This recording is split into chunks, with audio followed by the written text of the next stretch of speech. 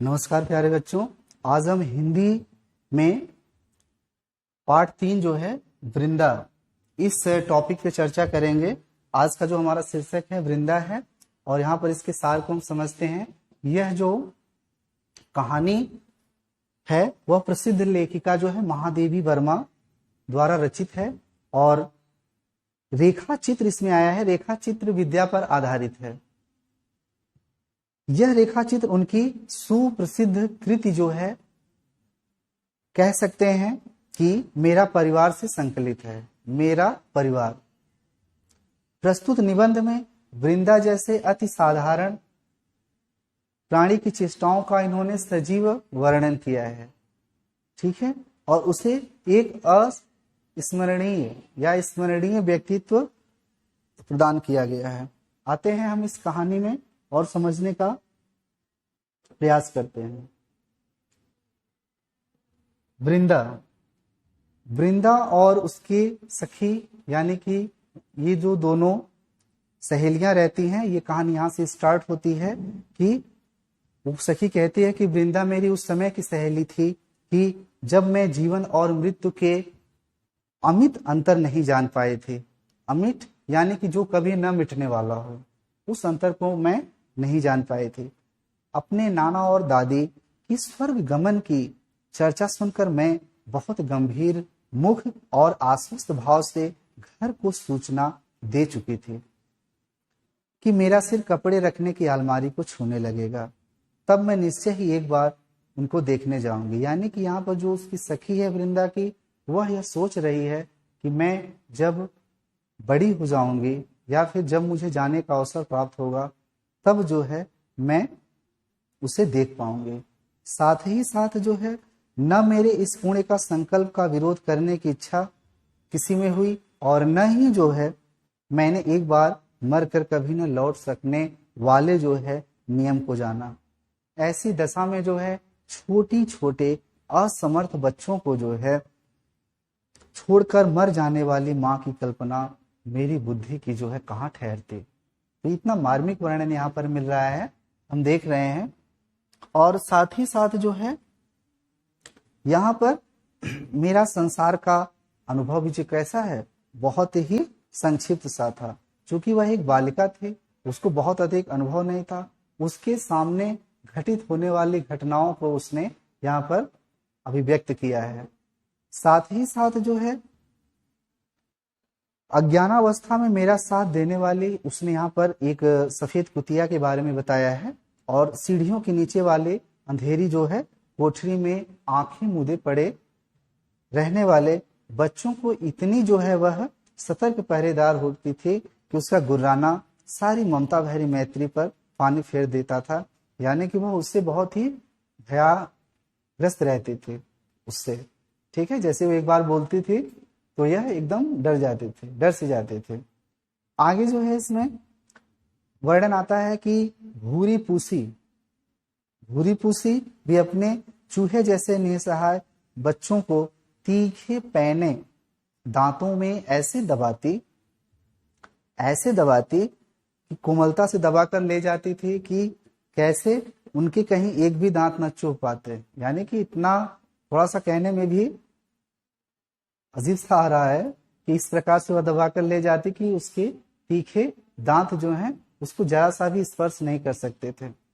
अब जो है यहाँ पर ऊपर की छत के कोने पर कबूतरों का और बड़ा तस्वीर के पीछे गौरैया का जो घोंसला, उसमें खुली हुई छोटी छोटी चोंचों और उनमें सावधानी से भरे जाते दानों और कीड़े मकोड़ों को भी मैं अनेक बार देख चुकी थी। यानी कि इस लड़की ने जितने भी वृत्तांत अपने आंखों के सदृश आंखों के समक्ष देखा था, उन सब के बारे में यहाँ पर वर्णन किया है। कहते हैं यहाँ पर एक बछिया का वर्णन आता है जो रभा रभा कर दुखद समाचार सुनाने वाले अपने श्यामा गाय की व्याकुलता भी यहाँ पर छिपी नहीं थी। एक बच्ची को कंधे से चिपकाए एक दीनहीन भिखारन का वर्णन यहाँ पर मिलता है जो अपने बच्चे को जो है क्या है अपने हृदय से लगाए हुए द्वार द्वार जो है भिक्षा मांगती थी। इसका भी वर्णन यहाँ पर आया है। सारा संसार का जो है, कहते हैं कि वह भी तो बच्चों के लिए ही कुछ मांग रही थी। अतः मैंने, यानी कि उसने अच्छी तरह से ये समझ लिया था कि सारा संसार का कारोबार बच्चों को जो है खिलाने पिलाने आदि के लिए ही हो रहा है, और इस महत्वपूर्ण कर्तव्य या इस कार्य के लिए भूल न होने का काम, यानी कि मां नामधारी, किसको सौंप दिया गया था? मां नामधारी को ही सौंप दिया गया था। ठीक है। अब जो है, और वृंदा की भी तो माँ थे। अब यहाँ पर वृंदा का जिक्र आ रहा है कि जिन्हें हम क्या कहते थे? पंडिताइन चाची, यहाँ पर शब्द आया है। और उस वृंदा जो नई अम्मा कहती थी कि वे अपने गोरी मोटी रंगों की रंगीन साड़ी से सजे कैसे चारपाई पर, यहाँ पर इनके आभूषणों से अलंकारिक वर्णन यहाँ पर आया हुआ है, बैठकर फूले गाल और चपटी सी नाक के दोनों ओर नीले कांच के बटन से चमकती हुई और आंखों से युक्त जो है मोहन को तेल मलती रहती थी। यानी कि यहाँ पर पंडिताइन चाची का जो है कृत्य क्या क्या करती हैं उनके बारे में पूरा वर्णन मिल रहा है। अब जो है उनकी विशेष जो है कारीगरी से सवारी पट्टियों के बीच लाल स्याही की मोटी सी जो लकीर सी सुंदर और उम्मीदी आंखों में काले डोरे के समान लगने वाले काजल, चमकीले कर्णफूल, गले की माला और जो है हार, रंग बिरंगी चूड़ियां और गोलदार बिछुए मुझे बहुत ही भाते थे, क्योंकि ये सब अलंकरण थे। यह तो सब ठीक था, पर उनका जो व्यवहार था वो बहुत ही अजीब सा था, बहुत ही विचित्र सा था। जो सर्दी के दिनों में जब हम धूप निकलने पर गाया जाता था तो गर्म पानी से हाथ मुंह धोकर या धुलाकर मोजे, जूते और उन्हीं कपड़ों से सजाया जाता था।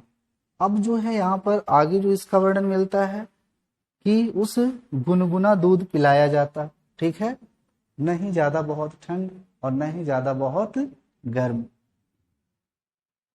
तब से जो है ये पंडिताइन चाची जो रहती है, ये ऊंची स्वर में उच्चतर इनका जो आवाज था वो बढ़ता ही जा रहा था।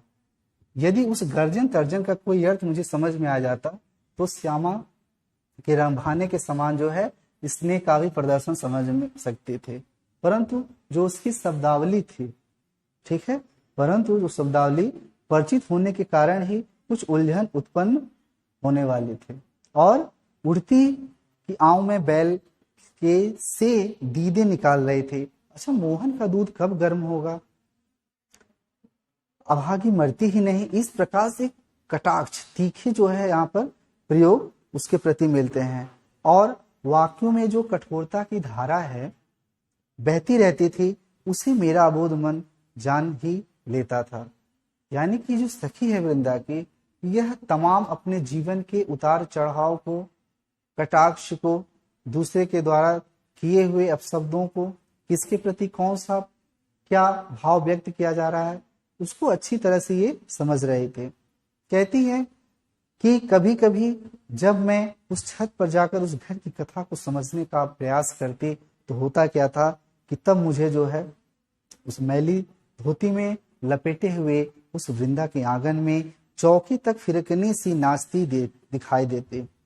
कैसे? जैसे उसका कभी झाड़ू देना, कभी आग जलाना, और कभी आंगन के नल से कलसी में पानी लाना, और कभी कभी तो जो है नई कटोरे के दूध को जो है देने जाना। तो ये मुझे कुछ अजीब सा लगता, जैसे बाजीगर के तमाशे के सदृश लगता था। साथ ही साथ जो है मेरे लिए तो वे सब कार्य संभव से थे, पर जब उस विस्मित कर देने वाले कौतूहल की उपेक्षा कर उन पंडिताइन चाची का स्वर जो है गूंजने लगता, तो जिसमें कभी कभी सुशीलता का उदाहरण देकर मैं नटखटपन को या नटखटपन को रोक पाती या रोका जा सकता। कहते हैं कि वहीं वृंदा घर में चुपके चुपके डरे डरे सहमे सहमे से रहती थी, और वह बहुत प्रयत्न करने पर भी वह नहीं समझ पाती थी कि मैं एक भी काम नहीं करती, रात दिन उधम मचाती, पर मुझे तो माँ ने कभी न मर जाने की आज्ञा दी और आंखें निकाल लेने का भय दिखाया। यानी कहने का तात्पर्य है कि यह वृंदा से अपना जो है कंपेयर कर रही थी, तुलना कर रही थी। ठीक है, आगे जो है इसमें एक बार मैंने पूछा भी उसी चाची से कि तुम्हारी ही तरह नहीं है माँ ने मेरी बात का अर्थ कितना समझा, यह तो पता नहीं, किंतु उनमें या उन्होंने संक्षिप्त है से न वृंदा की समस्या का समाधान हो सका और न ही उलझन सुलझ पाए। यानी कि मेरे पूछने से न ही वृंदा का समाधान हो सका और न ही वह उलझन समाप्त हो पाए। तो हम यहाँ पर इस टॉपिक को यहीं पे विराम देते हैं और मिलते हैं फिर अगले टॉपिक में। धन्यवाद।